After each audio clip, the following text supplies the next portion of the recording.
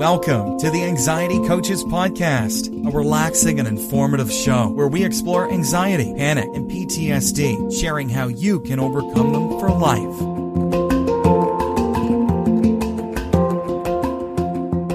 Aloha! Welcome back to the Anxiety Coaches Podcast. I'm your host and coach, Gina Ryan, and I am so happy to be with you again today as together we can consider the many ways to bring your mind and body back to its natural peace and calm. We offer a number of ways to help you with your journey here at Anxiety Coaches Podcast, and I hope you will take advantage of everything that we offer. Be sure to subscribe to this twice-a-week podcast. I'd also suggest visiting our website where you can sign up for our newsletter, you can listen to the 10-minute body scan meditation, and check out the group and one-on-one coaching options, along with the resources and more information on anxiety. Go to anxietycoachespodcast.com and check all that out today. In today's episode, I want to talk about being hungry, being angry, being lonely, and being tired, and how all of those affect your anxiety. So the acronym is HALT, and I'm borrowing today from 12-Step Wisdom and offer the HALT acronym for helping you to keep your nervous system from jumping into overdrive. Yes, we can actually make a difference by what we pay attention to and paying attention to our self-care and to how we feel, where we're at in the present moment. Being aware of these 4 areas of our lives, we can really take our self-care that we should be practicing every day. You know, maybe now you're even just learning some new self-care habits. Once they become a habit, you don't even think of the word self-care anymore. It's just part of your life.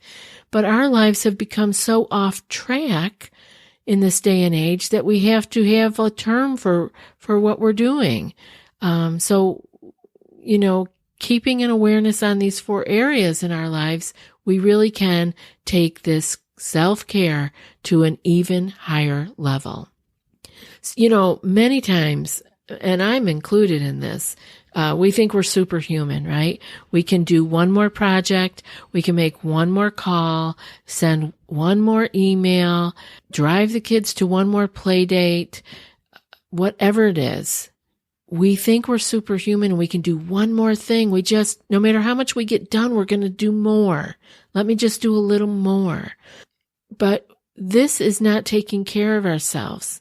When we feel that we need something, that's self-care by answering that need. Now, obviously, if we're parents of young children, there's a hierarchy of needs that has to happen. And, as a parent, you're happy to do that. But you still have to carve out time at some place in the day on a daily basis to be aware of what your needs are and where you are at this particular moment. Because I want you to be aware that being hungry, angry, lonely, and tired over time will create new and destructive habits. You will keep doing the things that got you there because you just did it. You do it over and over again, and you're going to stay there. And these are bad habits. We can be developing good habits or bad habits. So why not put our effort into taking the time to have new habits that are good for us, that are going to keep us on top of our game? So HALT is an easy thing for you to remember. HALT, stop, pause, and check in on your self-care needs. Let's take them one at a time here and see if any of these are places that you fall into trouble with. None of these may be things that you need to be concerned about, but I bet there's at least one in there that gets you. And by using HALT at some point in your day, you can check in on your self-care needs and see where you're at and what you need to do to relieve the stress that being hungry, angry, lonely, and tired over time is putting on your mind and body. H, hungry. Time to check in with that thing that carries your head around all day, every day. Your body needs your attention, and it needs to be fed, and it needs it regularly. Now, that's going to be different for each person. I am not here to espouse any particular diet or way of eating, but you need to be the expert of your body. And I want you to remember that, because there's a lot of people out there who would like to tell you that they know more about your body, but it's not true. With awareness and with checking in and self-care, you are the expert of your own body. So when does your body need to be fed? And how regularly does that need to happen? This is a great place for a journal. If you have never journaled your food before, it is quite telling. You can learn so much about yourself with a food and feeling journal. And so you can jot down the day, the time, how you're feeling, what you ate, when you ate, and how you felt after you ate. It's a great thing to do. And I would do it for a good month or two, and you can really start to see some common threads. I could do a whole podcast on that, and I think I'll jot that down to do that in the future, because it's a wonderful way for us to be able to check in with this part of our self-care, our hunger. So plan if you are learning to follow your body awareness and have some good fuel on hand. What fuels your body the best?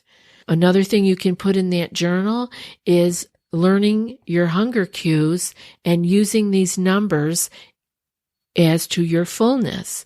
You can learn that, let's take it from 0 is starving, all the way up to 10 being stuffed, so beyond stuffed, so uncomfortable you can hardly move. And so using those numbers on that scale, 0 is starving and 10 being beyond stuffed. And I want you to eat when you are hungry at 3 and stop when you're satisfied at maybe 5 or 6. Now, that is a great way to be able to pay attention to how much fuel you need and when you need it. And you can jot it down in that journal.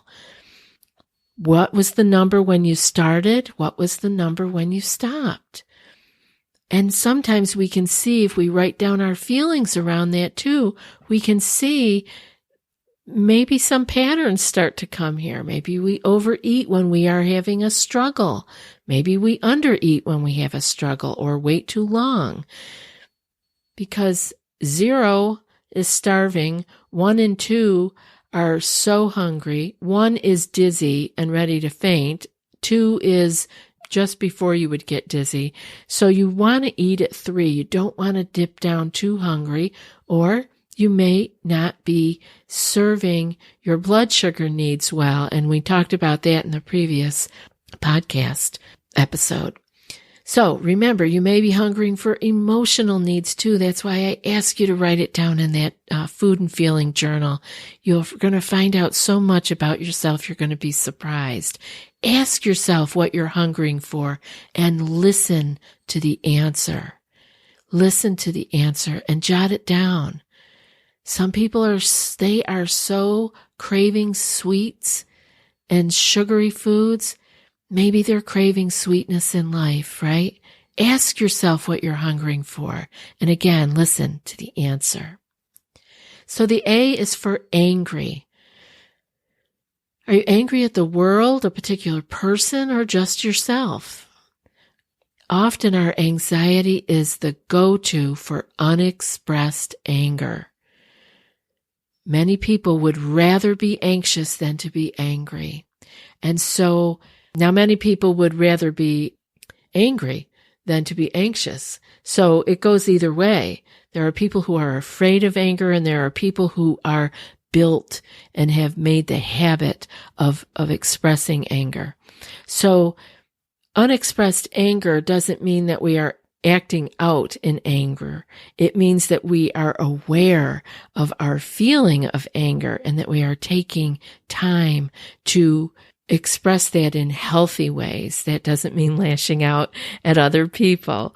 This isn't this isn't a free card to go out and be angry at people so that you're not going to feel anxious. It works either way. Some people would rather be anxious than angry, and some people would rather be angry than to feel anxiety. But that unexpressed anger can really get you into trouble. And you want to find and take this to your journal. I think this is a great place, again, to put pen to paper and see if you can reveal some of the places that you've been avoiding real outrage in life. Maybe it's at the world. Maybe it's at family members. Maybe it's at work. Who knows? Maybe it is at yourself. Look at anger just as we do anxiety, without judgment. It's a tough one with anger because many people, we feel like we're not supposed to feel angry. Good girls don't get angry, and some of us were raised with all kinds of judgmental thoughts, but this is not how you have to be now, especially when you're dealing with this in your journal. No one's going to see this but you. So look at the anger just as we do with our anxiety, and do it without judgment. Don't kill the messenger. Now, L is for lonely. Lonely days and lonely feelings can be a cry for getting back into life. Often with anxiety, people tend to back out of life, and that's okay. Maybe that's what you needed to do as part of your healing process. And you want to pay attention, though, if you're feeling lonely. It might be your mind and body asking you to get back into life. Have you been isolating or avoiding, or do you need some time to recharge? We want to look at, are we staying out of a lot of activities because we need the rest and we need to recharge? Are we more leaning toward being an introvert and we do need more time than maybe our friends to recharge? Or are we actually isolating and avoiding? Now, only you can answer these questions, right? And I'm going to say it. It's a good thing to take to your journal. Put your pen to paper and have a conversation with yourself about these things. This can be self-coaching. It can be self-therapy. You don't have to hold it all in or just let it rattle around in your head. Actually, letting those things spin around in our mind is often what is keeping people up at night, right? So get it out of you and get it out onto the paper. See if those lonely days are asking you to do something different, maybe to get back out into life again. Maybe it's time. And finally, tired. Are you tired? What is it you're tired of? Are you tired of the constant go, go, go? Tired of the rat race? Maybe you want to slow things down. And maybe you want to, make your life more simple, minimal. Maybe that's what you're tired of is too much stuff, too many people. Maybe you want to make simplicity your new friend. When we're tired, it's a clue that something needs changing or adjustment, not that there's something wrong with us. You can be tired because you've done too much. Well, why? Are you in a rat race? Maybe you've never even looked at your days like that. Why am I tired every day? Why do I wake up tired? How is my sleep happening or isn't happening? And that it's got me waking up tired, right? Am I staying up too late? Am I on the blue screens of computers and phones too late at night and not getting good restful sleep? Maybe you don't even go to bed early enough because you're go, go, go and you are in a rat race. It's okay to look at it. Just because you've done it for a month or a year or a decade doesn't mean you can't change it. And again, I'm going to say it, take it to your journal, write these things out. How am I living my life that I am feeling so tired all the time. So why not do this? Journal daily for a week by using the HALT acronym and see how you're doing. Really get it out on paper so you can see it with your own eyes. Keeping awareness of our hunger, our anger, our loneliness, and our tiredness can put us back into the driver's seat of this, the only life that we have. I hope that this show has been helpful for you, and I look forward to hearing from you if you have anything to share with me. anxietycoachespodcast@gmail.com. That's it for today's episode. And before I read today's quote, I want to put out a personal invitation to those of you who would like to take your healing and your clearing of your anxiety panic to another level. If you are not someone who wants to join a group coaching program, you may be interested in joining in with me on coaching one-on-one.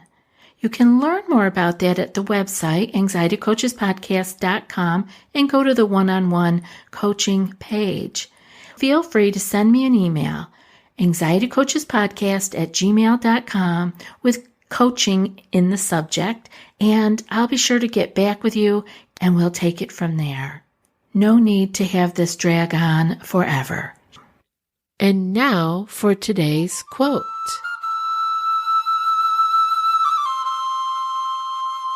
Two things help me be a winner. One is I try to stay on an even keel. I don't get too high or too low. Two is I do a lot of visualization. I never see a bad pitch. I always see a good one. And that's from Ila Borders. I'll be back in a few more days with another podcast. Until then, be well and aloha. Thanks so much for joining us for today's episode of the Anxiety Coaches Podcast. Find more information at theanxietycoachespodcast.com.